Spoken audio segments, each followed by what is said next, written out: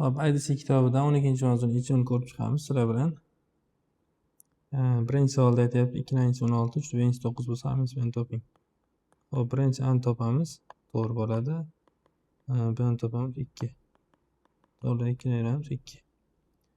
Ikkinchisida A ni topamiz 5, B ni topamiz 3. 5 ga 3 qo'shamiz 8. Uchinchisida ham xuddi shunaqa. A barobar 4, B barobar 3. 4 ni 3 ga ko'paytiramiz 12. To'rtinchisida A'miz 4, B'miz -2. 4 ga qo'shamiz -2. Demak 2 bo'ladi. Beshinchisida A ni topamiz 3, B ni topamiz -3. 3 ni -3 ga bo'lamiz -1. Savol. A ni topamiz 3, B ni topamiz 3. 3 ga qo'shamiz 3 ni 6. Keyingisida A ni topsak 2, B ni topsak 6. 2 dan ayiramiz 6 ni. -4. Hop, ana endi x plus y toping degan. X plus y topish uchun ularni bir-biriga ko'paytiramiz. Ya'ni 2 ning x ko'paygan 2 ning y. Shunda bizda 2 ning x plus y paydo bo'ladi. Buni o'rniga 64 taqsim 9 ko'paygan, buni o'rniga 9 qo'yamiz. 1 qisqaradi 64. Demak 2 ning x plus y teng 64 ga bundan kelib chiqadiki x plus y'imiz teng bo'ladi 6 ga. Sababi 2 ning 6-darajasi 64. Keyingisini ham xuddi shunaqa qilamiz. 2 ning x ko'paygan 2 ning y'si. Demak 2 ning x plus y'si bo'ladi. 16 taqsim 3 ga ko'paytiramiz. Qisqarib ketib 16. 2 ning x plus y teng 16 bo'lsa x plus y teng 4. Oxirgisida ham xuddi shunaqa qilamiz. 5 ning x ko'paygan 5 ning y'si 5 ning x plus y'si bo'ladi. Hop, 125 taqsim 6 ko'paygan 750. Buni qisqartiradigan bo'lsak, bu ham 125 bo'ladi va bu yoqda 5 ning 6-darajasi paydo bo'ladi. Demak x plus y'imiz 6 ekan.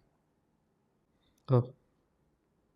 16-si 12 ni darajalari ikkalasida ham 1 bo'lgancha 12 taqsim 3 ning x deb yozilsa bo'ladi va qisqaradi. 4 ning 2-si. Hop, to'g'ri ham 2 ning 2-sining x-ni xohlasak, buni 2 ning x-ni kvadratiga almashtirishimiz mumkin. Almashtirganimizda 7 ning kvadrati 49 paydo bo'ladi. Keyingisi ham xuddi shunaqa. 18 taqsim 2 ning x-si 9 ning x-si 3 ning x-si yoki 3 ning x-ni kvadrati qilamiz. O'shanda 8 ning kvadrati 64 paydo bo'ladi.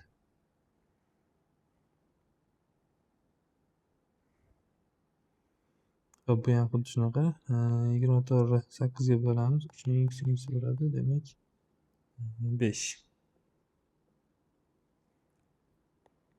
Bu yerda ham xuddi shunaqa bo'ladigan bo'lsak, 4 ning x bu 2 ning kvadratining x yoki 2 ning x-ning kvadrati. 5 ning kvadrati 25. Keyingisida 2 ni 8 ga bo'ladigan bo'lsak 25. 25 bu 5 ning kvadrati. 5 ning x-ni kvadrat qilamiz. O'rniga 3 qo'yamiz. 3 ning kvadrati bu 9. Hop.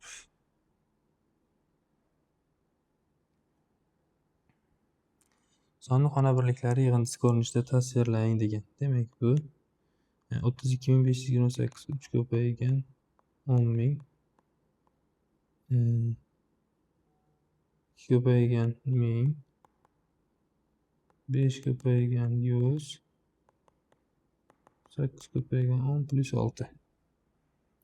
Qolganlarini ham xuddi shu tartibda yozib chiqsanglar bo'ladi.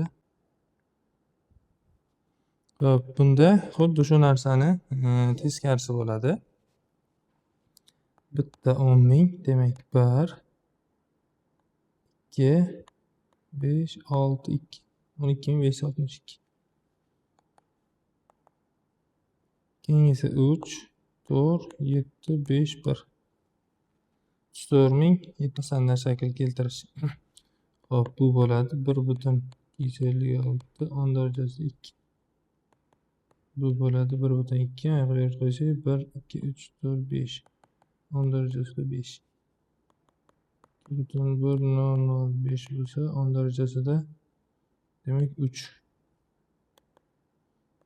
8 va 7 3 4 13 minus 4. Hisoblang va natijani standart shaklda tasvirlang. Xo'p, 2 4 15 ko'paytiramiz. 36 buni ko'paytirsak minus 2. Buni standart shaklda yozadigan bo'lsak 36 minus 1.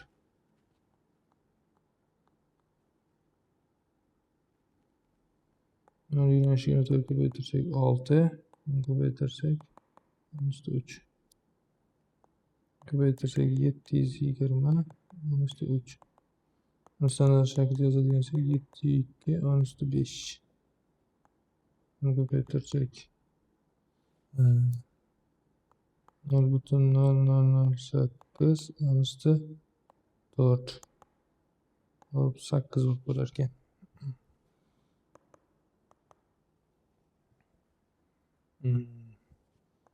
Buni ko'paytiradigan bo'lsak 240 0,24 ketib qolar ekan. Demak 2,4 minus 1. Sonlarning natural bo'luvchilar sonini toping. Xo'p, demak, buni uchun soddalashtirib olamiz. 2 deymiz. 20-si 3/4.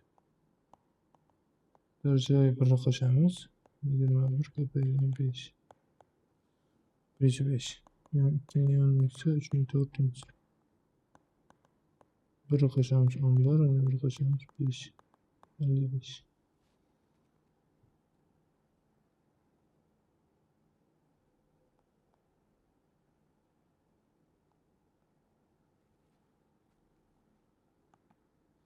Bu yoqda 2-si 3/4.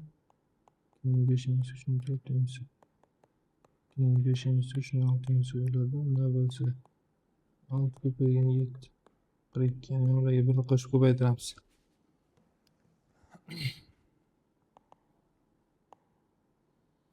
Xo'p, 2ning 10-si, 3ning 12-si, 2ning 8-si, 3ning 9-si.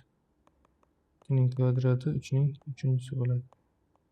Buna bo'lsa 3 kere 4 12.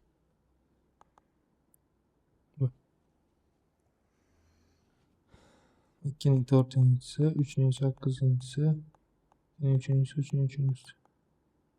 2 kere 3ning 5-si bo'ladi. Albatta 1.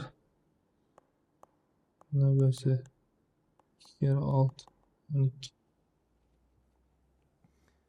Xuddi shunaqa tartibda ishlab ketaveramiz hammasini.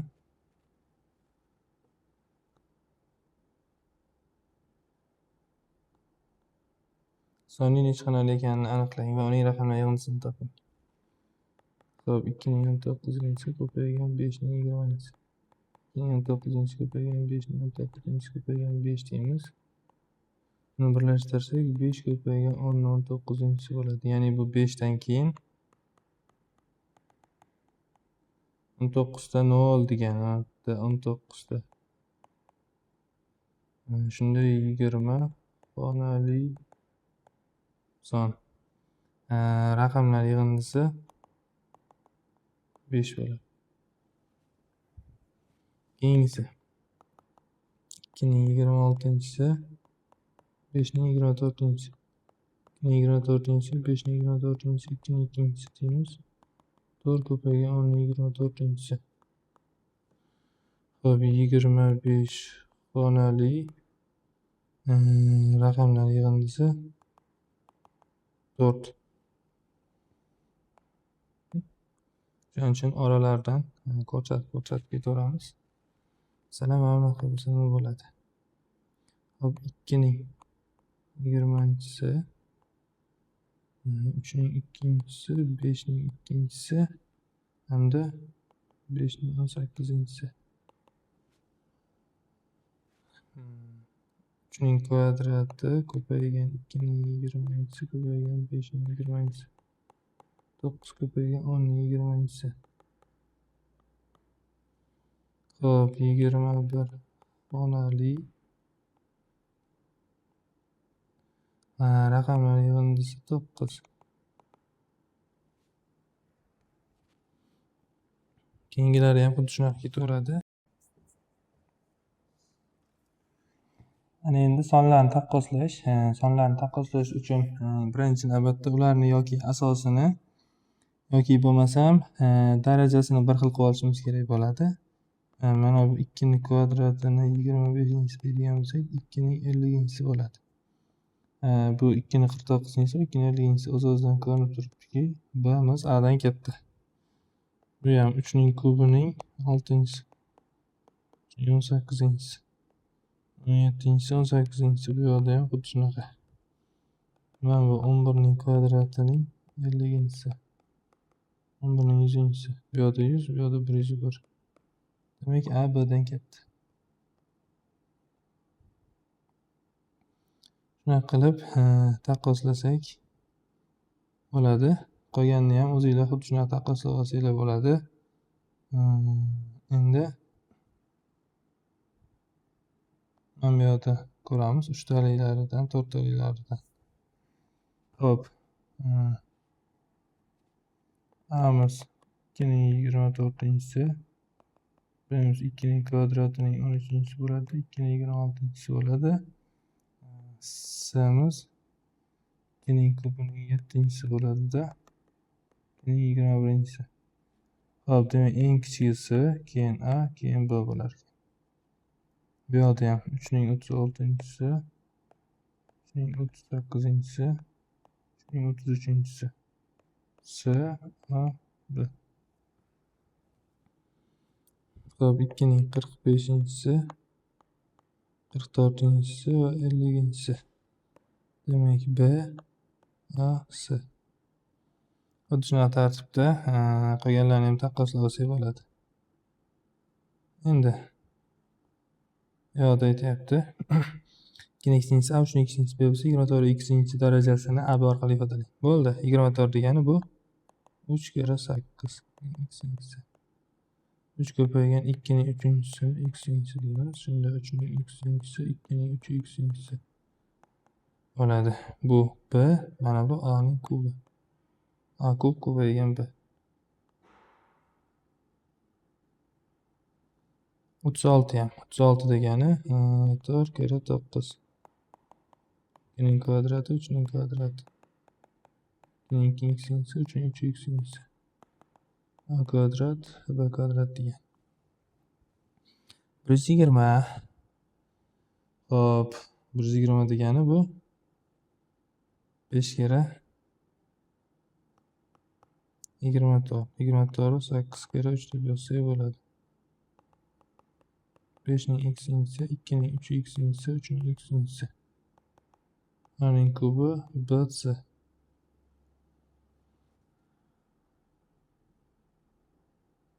Xo'p, keyingisi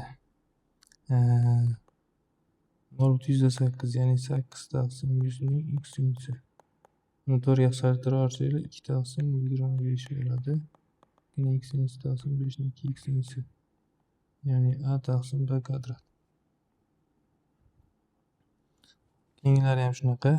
Mana buni nima qilamiz desak, buni 4 ning ikkinchisi bo'lingan 4. Keyin 2 ikkinchisi taqsim 4. 7 ning kvadrati taqsim 4 bo'lar ekan. Demak 49 taqsim 4.